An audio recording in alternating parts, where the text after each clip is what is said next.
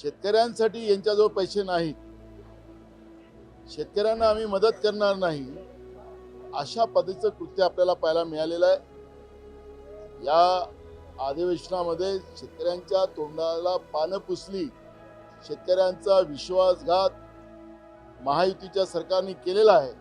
आता 1 कोटीच्या शेळ्या तुम्ही जर जंगलामध्ये सोडणार असाल तर एकतर कशा घेणार हे तुम्ही सांगा। सोडल्यानंतर त्या जर संपल्या तर परत 1 कोटीचा तुम्ही घेणार का? अहो ह्याला काहीतरी आपल्याला लॉंग टर्म विचार करण्याची जरूरत आहे। आपण लॉंग टर्म विचार करण्यापेक्षा शेळ्या जंगलात सोडायच्या का काय करायचं, म्हणजे अतिशय न विचार करता ही चर्चा तिथे झालेली आहे। आपल्या सर्वांना माहिती आहे की महाराष्ट्र विधिमंडळाचं हिवाळी अधिवेशन सुरू आहे, ते नागपुरात आहे। हिवाळी अधिवेशन साधारणतः नागपुरातच होत असतं आणि त्या अनुषंगाने सन्माननीय आमदार आपापल्या क्षेत्रातील काही महत्त्वाचे मुद्दे विधिमंडळातही मांडतात, लक्षवेधी सूचनेच्या माध्यमातून मांडतात, चर्चेच्या माध्यमातून मांडतात, निवेदनांच्याही माध्यमातून देतात, ते प्रश्न उपस्थित करतात आणि त्यांनी जे जे काही मांडलं ते सर्व प्रसार माध्यमांशी ते शेअर करतात जनतेसाठी। चला त्यांच्या या म्हणण्याशी आपण सर्व जोडूया आणि विधिमंडळातून म्हणजे विधिमंडळाच्या परिसरातून हे जनप्रतिनिधी काय सांगत आहेत जरा ऐकूया। ऐसा है कि चाहे पार्लियामेंट हो, चाहे असेंबली हो, जब भी शुरू होती है किसानों के बारे में बहुत चर्चा होती है। हमारा देश किसान प्रधान देश है। हम लोग मैं यूपी का रहने वाला हूँ, हम सब किसान फैमिली से हैं, लेकिन किसानों की हालत इतनी बदहाल है कि लोग गांव छोड़कर शहर की तरफ भाग रहे हैं। किसान अपने खेत में काम करता है, उसको मजदूरी, दिन की मजदूरी भी उसको नहीं मिल पा रही है। उसकी पत्नी, उसके लड़के सब दिन भर काम करते हैं, लेकिन उसको दिन की जो मजदूरी और किसी कंपनी में काम करे मिलती है वो भी उसको नहीं मिल पा रही, उसकी ज़मीन होने के बाद भी। और सरकारें जो हैं बड़ी बड़ी बातें करती हैं। आज आप यूएसए में जाके देखिए, दूसरे मुल्कों में किसानों को सहूलत दी गई है, किसानों की सब्सिडी बहुत ज़्यादा दी जाती है, हमारे यहाँ सब्सिडी भी नहीं मिल रही है। मैं समझता हूँ कि किसान बदहाल तो देश बदहाल। जिस साल बारिश अच्छी होती है और फसल अच्छी होती है उस हमारा जीडीपी बढ़ जाता है। सरकार को सीरियस होना चाहिए और इनका रिलीफ फंड अलग से होना चाहिए, ये हमारी मांग है।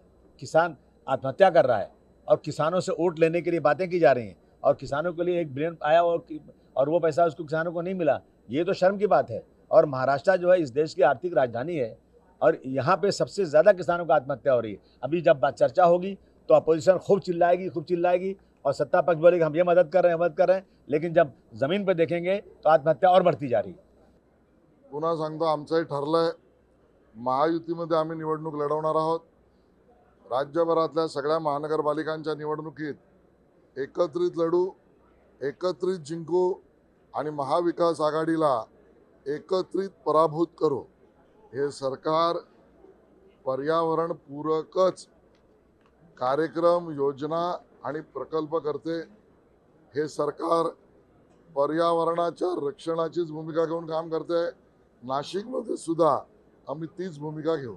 यावर्षी जे पडलेलं अतिवृष्टी जी आहे, त्या अतिवृष्टीमुळे मोठ्या प्रमाणात कापूस असेल, सोयाबीन असेल, धान असेल, ही सगळी पिकं खराब झालेली आहे। हे सरकारला माहिती आहे, पण सरकार सांगते की केंद्र सरकार त्याला जे खरेदी करत नसेल तर त्याला आम्ही काही करू शकत नाही।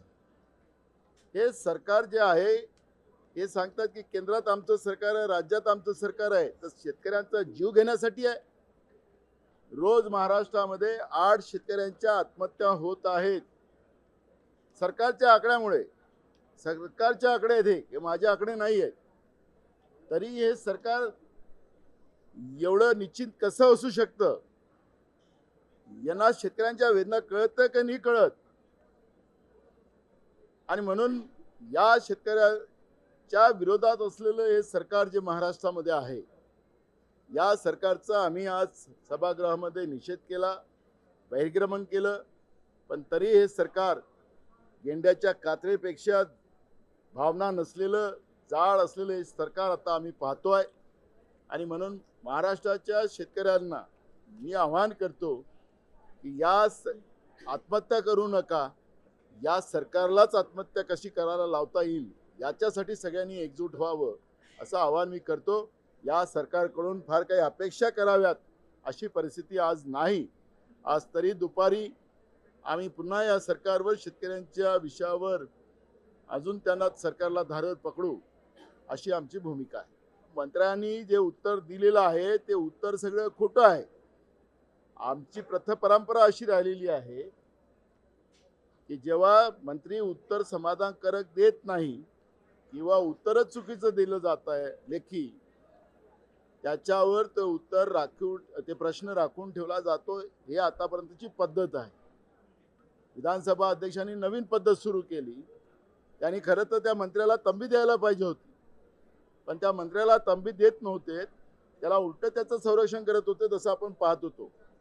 कर्जमाफीचाही प्रश्न आम्ही विचारणार आहोत, पण आपल्याला पुन्हा पुन्हा मी सांगतो की या पुरवणी मागण्यामध्ये 500 कोटी रुपये कर्जमाफीसाठी सरकारने ठेवलेले आहेत. पण हे 500 कोटी या आताच्या कर्जमाफीचे नाही.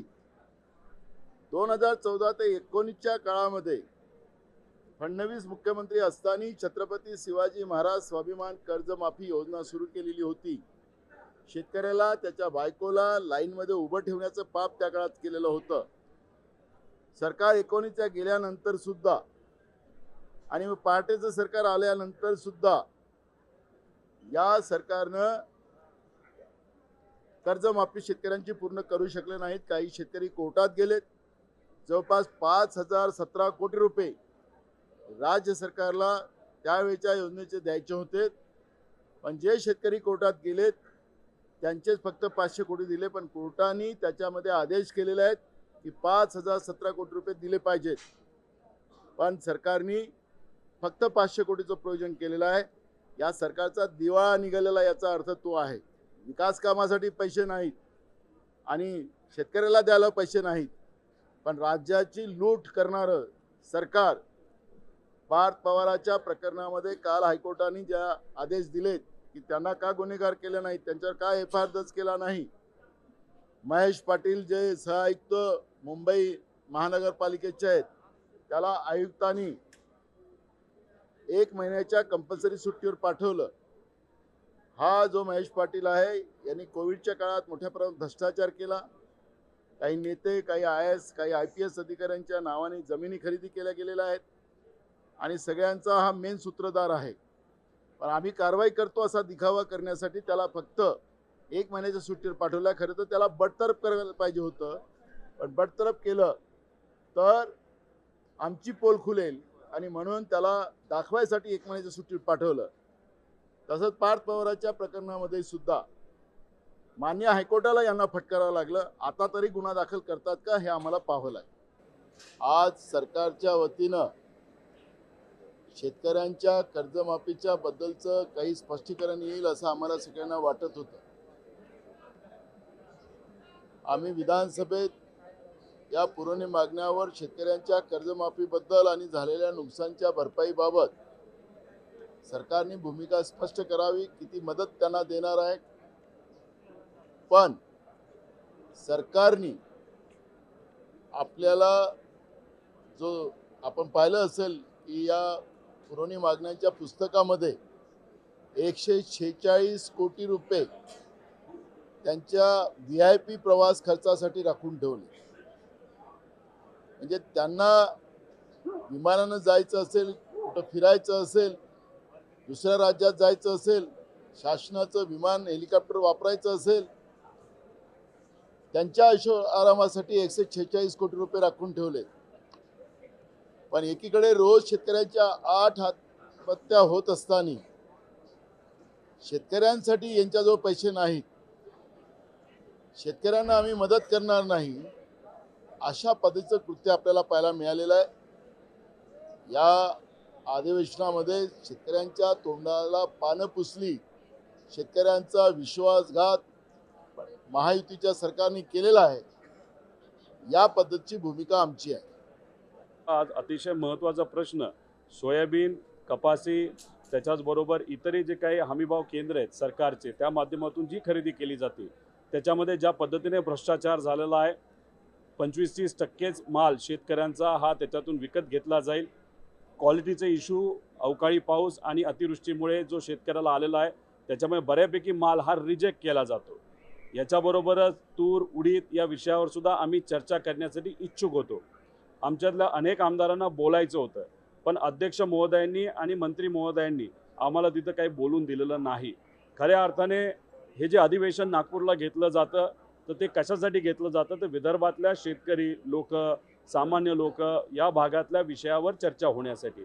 सोयाबीन आणि कपाशी सगळ्यात जास्त विदर्भ भागामध्ये आहे, काही मराठवाडा आणि थोडंसं पश्चिम महाराष्ट्रामध्ये आहे. पण दुर्दैवाने याच्यावर जेव्हा चर्चा सुरू झाली तेव्हा ती चर्चा टोटली तिथं थांबवली गेली. म्हणजे तेलंगणासारखं छोटंसं राज्य 90% कापूस जर विकत घेऊ शकतं तर आपल्यासारखं महाराष्ट्र राज्य हे 25% का थांबतं? आपल्याला कुठेतरी 90% कसं जाता येईल? भावांतर योजना या राज्यामध्ये इलेक्शनच्या वेळेस शब्द दिला होता, पण इलेक्शन होऊन वर्ष झालं तरी भावांतर योजनेबद्दल काही एक शब्द तिथं काढला जात नाही. आमच्यातल्या काही आमदारांनी भावांतर योजनेबद्दल प्रश्न विचारला, त्याचं उत्तरसुद्धा त्या ठिकाणी दिलं जात नाही. आणि त्याच्याचबरोबर आज सरकारी केंद्रावर जो कुठला रेट चालू आहे, एक तर क्वालिटीमध्ये तिथं माल घेतला जात नाही आणि तिथं आमचे जे शेतकरी आहेत त्यांना तिथं माल विकता येत नाही, म्हणून प्रायव्हेट काही व्यापाऱ्यांना माल तो तिथं विकला जातो आणि त्याच्यात 1500 ते 2000 रुपयाचं नुकसान आहे. सोयाबीनमध्ये नुसतं शेतकऱ्याचं सरकार योग्य भावाली पूर्ण माल न घेतल्यामुळे 4,500 कोटीचं नुकसान आहे. तसंच कपाशीच्या बाबतीत 3 ते 3,500 कोटीचं नुकसान आहे. आणि हे फक्त याच वर्षी नाही, गेल्या वर्षीसुद्धा असंच नुकसान झालं, या वर्षीसुद्धा असंच नुकसान आहे. पण सरकारला या विषयावर चर्चा करायची नाही आणि कदाचित मंत्री महोदयांना उत्तरच देता येत नाही, समाधानकारक उत्तर देता येत नाही. कुठंतरी सरकारची लाज राखली जावी यासाठी एक कुठली तरी बैठक त्यांनी त्या ठिकाणी लावलेली आहे. त्या बैठकीत काय होतं हे आपल्याला बघावं लागेल. प्रत्येक जिल्ह्यात, प्रत्येक तालुक्यामध्ये अशा पद्धतीने जमीनचे घोटाळे तिथं होत असेल. पुनर्वसनाच्या जमिनी मोठ्या प्रमाणात, जे देवस्थान याच्यात जमिनी आहेत त्याच्यामध्ये मोठ्या प्रमाणात भ्रष्टाचार या महाराष्ट्रामध्ये सुरू आहे. आणि ज्या सरकारी जमिनी आहेत त्यासुद्धा दुर्दैवाने अधिकाऱ्यांना हाताशी धरून त्या ठिकाणी विकल्या जातात. तर ह्या सगळ्या गोष्टींकडे आपण जर बघितलं, सिडकोचा मुद्दा आम्हीच आणला होता 5,000 कोटीचा, तर हा आकडा 35,000 कोटीवर तिथं जाणार आहे. ज्या आमदारांना मंत्रिपद देता येत नाही अशा आमदारांना जमिनी खैरातमध्ये त्या ठिकाणी वाटल्या जातात, त्याच्यावर ते पैसे कमवतात. म्हणजे ज्यांना मंत्रिपद देता येत नाही त्यांना तिथं कुठेतरी राज्यमंत्रीपद दिलं जातं, राज्यमंत्रीपद देता येत नाही. एखाद्या मंडळाचा अध्यक्ष बनवलं जातं, अध्यक्ष बनवता येत नाही. पण त्या आमदारांना अशा पद्धतीने जमिनी या खैरातमध्ये वाटल्या जातात आणि त्यातून हे लोक पैसे कमवतात आणि तोच पैसा हा इलेक्शनमध्ये आमच्या विरोधात त्या ठिकाणी वापरला जातो. त्यामुळे हे सगळं जर गणित काढलं, जमिनीमध्ये 30-35,000 कोटीपेक्षा जास्त हा घोटाळा 100% त्या ठिकाणी असू शकतो. सरकार या बाबतीत चर्चा करायला तयार नाही. जेव्हा आम्ही मुद्दा त्या ठिकाणी मांडतो तेव्हा तिथं आम्हाला कुठेही बोलून दिलं जात नाही. आणि जेव्हा एखादा सत्ताधारी आमदार सरकारची प्रशंसा करतो त्याला 20-20 मिनिटं त्या ठिकाणी बोलायला दिलं जातं. आम्हाला विरोध करायचा असतो. एक तर विरोधी पक्ष नेता विधान परिषदेमध्ये आणि विधानसभेमध्ये दुर्दैवाने या सरकारने दिला नाही. जो विरोधी पक्ष नेता असतो ते एक संविधानिक पद आहे आणि तो म्हणजे कोण? तो म्हणजे सामान्य लोकांचा आवाज. तो तिथं नसल्यामुळे आज आम्हाला तिथं बोलून दिलं जात नाही.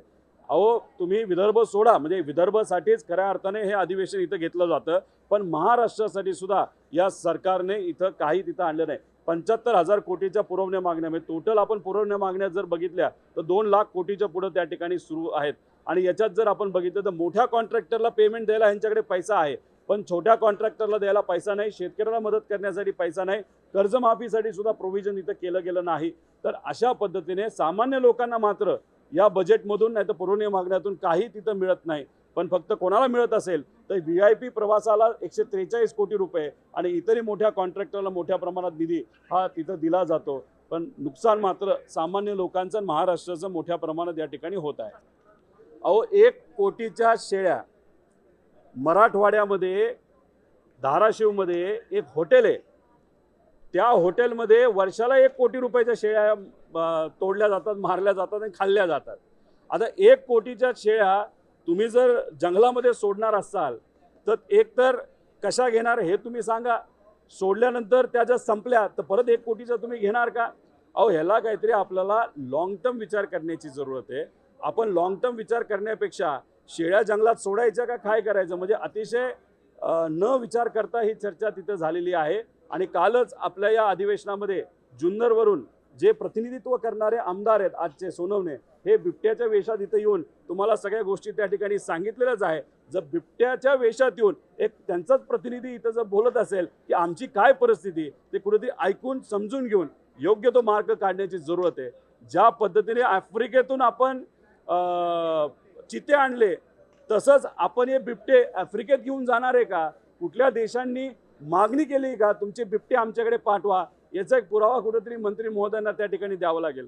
हे जे उत्तर होतं, दुर्दैवाने अभ्यासू मंत्री आहेत, पण ते हास्यास्पद उत्तर होतं. कुठल्या अधिकाऱ्यांनी त्यांना हे उत्तर दिलं, लिहून दिलं का मोगम दिलं हे आम्हाला सांगता येणार नाही. त्यामुळे त्या अधिकाऱ्याला सुद्धा धरलं पाहिजे आणि त्याच्याचबरोबर हे उत्तर देणारे मंत्री महोदयांनी सुद्धा याला अजून चांगलं उत्तर, अभ्यासू सायंटिफिक उत्तर देण्याची जरूरत आहे. आज संपूर्ण महाराष्ट्रामध्ये, विदर्भामध्ये बिबट्याचा विषय ज्या पद्धतीने तुम्ही पाहत आहे की बिबट्याचा विषय सगळीकडे सुरू आहे. अधिवेशनामध्ये अर्धा विषय जर पाहिला तर बिबट्याचाच विषय आहे, मीडियामध्ये बिबट्याचा विषय आहे. आणि मोठ्या प्रमाणात अमरावती जिल्ह्यामध्ये सुद्धा बाजूला पोरा असो, मेलघाट असो, पूर्ण परिसरामध्ये मोठ्या प्रमाणात शहरामध्ये जे बिबटे येतात, नागपूरमध्ये येतात, मुंबईमध्ये येतात, तर बिबट्याला पाळीव प्राण्याचा दर्जा दिला पाहिजे. या संदर्भात मी स्वतः वन मंत्र्यांची, गणेश नाईक साहेबांची आज भेट घेतली की बिबट्याला पाळीव प्राण्याचा दर्जा देण्यासाठी प्रस्ताव केंद्र सरकारकडे पाठवा. आणि त्या ठिकाणी ज्या पद्धतीनं बाबा आमटेंनी आपल्या वनामध्ये बिबटे पोसून ठेवलेले आहे, अनेक ठिकाणी प्रायव्हेट वनामध्ये मोठ्या प्रमाणात बिबट्यांचं पालनपोषण सुरू आहे. ज्या ठिकाणी वन ताराच्या माध्यमातून अंबानी परिवाराने अनेक प्राण्यांना संरक्षण दिलेलं आहे. आज तुम्ही घराघरामध्ये जर पाहिलं, देशातून परदेशातून मोठमोठ्या प्रकारचे कुत्रे, जे खतरनाक जातीचे कुत्रे आपण घरामध्ये पोसतो, त्यापेक्षा जर बिबट्याचं लहानपणापासून पालनपोषण केलं तर मला असं वाटते बिबटेसुद्धा सुरक्षित राहतील, माणसंसुद्धा सुरक्षित राहतील आणि मोठ्या प्रमाणात हे नसबंदी वगैरे करायची गरज पडणार नाही. अशा प्रकारचा सल्ला आणि विनंती मी वनमंत्र्याला दिलेली आहे. आणि प्रत्येक जिल्ह्यामध्ये वन तारासारखं एक मोठं झू प्रत्येक जिल्ह्यामध्ये तयार केलं पाहिजे. भले अंबानी कुटुंबाला आपण विनंती करू की ज्या पद्धतीनं गुजरातमध्ये तुम्ही वन तारा डेव्हलप केलं, महाराष्ट्राच्या प्रत्येक जिल्ह्यामध्ये वन तारा डेव्हलप करा. त्या ठिकाणी सगळ्या प्राण्याला सुरक्षित ठेवा, त्याला सगळं संरक्षण द्या. आणखी उद्योगपती जर देशामधले महाराष्ट्रामध्ये पुढे येतील, त्यांना सरळ हातानं मान्यता द्या, परमिशन द्या. आणि वन तारा हे प्रत्येक जिल्ह्यामध्ये झाला पाहिजे. त्या ठिकाणी बिबटे सुरक्षित राहिले पाहिजे. आणि जर या पद्धतीनं बिबट्याला पाळण्याची जर मान्यता मिळाली तर सगळ्यात आधी 2 बिबटे रवी राणा पोसायला तयार. त्याचं पूर्ण पालनपोषण, त्याचा पूर्ण खर्च आणि त्याला चांगल्या प्रकारे संरक्षण देणं, एक आमदार म्हणून एक या ठिकाणी रवी राणा केव्हाही करायला तयार आहे. म्हणून सरकारला विनंती केलेली आहे मी की पाळीव प्राण्याचा दर्जा पण द्या आणि बिबट्याला पोसण्याची सगळ्यांना जे उत्सुक आहे, जे त्याचं पालनपोषण करू शकतात, त्यांना मान्यता द्या. मुंबईमध्ये दक्षिण मध्य मुंबई, दक्षिण मुंबई, लालबाग, परळ, शिवडी, भायखळा, ग्रँड रोड अशा ठिकाणच्या 388 इमारती ज्या पुनर्रचित होत्या, म्हणजे 60 ते 70 वर्षापूर्वी त्या ठिकाणी 5 मजली इमारती म्हाडानं बांधल्या होत्या आणि त्या मोडकळीस आल्यानं काही 100 वर्षापूर्वीच्या होत्या. अशा 388 पुनर्रचित इमारतींचा विषय होता. या ठिकाणी फिजिबिलिटी होत नव्हती. कुठे त्या ठिकाणी मालकांची अडचण असायची, कुठे रस्ते रुंदीकरणाची असायची, कुठे बफर झोन त्या ठिकाणी असायचा, त्या ठिकाणी क्लस्टर फिजिबल होत नव्हतं. अशा 388 इमारतींचा पुनर्विकास करावा ही भूमिका आज त्या ठिकाणी सभागृहामध्ये मी मांडली. त्याचबरोबर 13,800 ज्या उपकर प्राप्त इमारती आहेत, ज्या 1970 ते 1990च्या दरम्यान बांधल्यात, त्याही काही 100 वर्षापूर्वीच्या आहेत. म्हणजे रस्ता रुंदीकरण असेल, रेल्वे बफर झोन असेल, रोड कटिंग असेल, अरुंद गल्ली असेल किंवा रस्ता, यामुळे बाधित आहेत किंवा स्टँड अलोन बिल्डिंग असतात. मला वाटतं त्या संदर्भामध्ये अनेक वर्ष हा विषय प्रलंबित होता. काहींचे मालक त्या ठिकाणी ॲब्स्कॉन्डिंग आहेत, काही परदेशात आहेत, काही ट्रस्टच्या इमारती आहेत, काही पागडीच्या इमारती आहेत. तर गिरगाव, परळ, शिवडी अशा परिसरात हा मोठा विषय त्या ठिकाणी होता. अनेक अडचणी त्या ठिकाणी होत्या आणि त्या संदर्भामध्ये या 13,800 इमारतीमधील लाखो रहिवाशांना त्या ठिकाणी त्यांचं त्याच ठिकाणी पुनर्वसन व्हावं किंवा पुनर्विकास व्हावा अशा प्रकारची भूमिका मी आज लक्षवेधीच्या माध्यमातून विधान परिषदेमध्ये त्या ठिकाणी मांडली. आज विधान परिषदेच्या सभागृहामध्ये बोगस जात वैधता प्रमाणपत्रच्या संदर्भात मी प्रश्न या ठिकाणी मांडला. गेल्या 3 वर्षापासून जे लढा मी या ठिकाणी देत होतो त्या लढ्याला यश आज या ठिकाणी प्राप्त झालं. बोगस जातीचे प्रमाणपत्र घेऊन बुलढाणा जिल्ह्यातील 50 लाभार्थी ज्यांनी नोकरीमध्ये बंजारा समाजावर अतिक्रमण केलं आणि त्या ठिकाणी एक मोठं रॅकेट साखळी बुलढाणा जिल्ह्यामध्ये बोगस जात वैधता प्रमाणपत्राची चालते. विमुक्त जाती अचे प्रमाणपत्र देऊन बंजारा समाजाचं नुकसान करणाऱ्या त्या अधिकाऱ्यांच्या संदर्भात 3 वर्षापूर्वी पहिल्यांदा मी प्रश्न मांडला.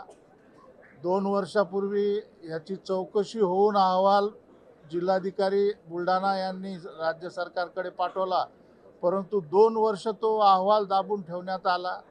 या अधिकाऱ्यांची साखळी एवढी मोठी आहे की वेळोवेळी लक्षवेधीचा प्रश्न किंवा इतर प्रश्न जर मांडले तर ते त्या ठिकाणी चुकीचे उत्तरं देऊन शासनाच्या मार्फत राज्याची दिशाभूल करण्याचा प्रयोग 2 वर्ष झाला. परंतु आज मोठ्या संख्येने सतेज बंटी पाटील साहेब, अनिल परब साहेब आणि भाई जगताप, अभिजित वंजारी या सर्व सदस्यांनी मला त्या ठिकाणी मदत केली. मी राज्य सरकारला, मंत्री महोदय, सामाजिक न्याय यांना मागणी केली की आपल्याकडे अहवाल आलेला आहे, त्या अहवालामध्ये हे खोटे प्रमाणपत्र आढळलेत. 50 पैकी 48 खोटे आढळलेत आणि जे 2 झाले त्याची तर कथा एवढी मोठी आहे की त्या 2च्या बाबतीमध्ये चुका आढळल्या नाही, कारण ते चुकीचे प्रमाणपत्र, चुकीचे खोटे प्रमाणपत्र त्या ठिकाणी नव्हते. तर त्याच्या पलीकडे त्या 2ची मागणीच कोणी केलेली नव्हती. मागणी नसताना, ऑनलाईन अर्ज नसताना आणि प्रस्ताव नसताना देखील व्हॅलिडिटी त्या ठिकाणी देण्यात आलेली आहे. बुलढाण्यामध्ये हा प्रकार वारंवार चालतो. त्याचा फक्त एक भाग 50 प्रमाणपत्राचा त्या ठिकाणी आहे. संपूर्ण राज्यामध्ये बोगस जातीचे प्रमाणपत्र काढून विमुक्त जाती अवरती मोठा अन्याय त्या ठिकाणी होत आहे.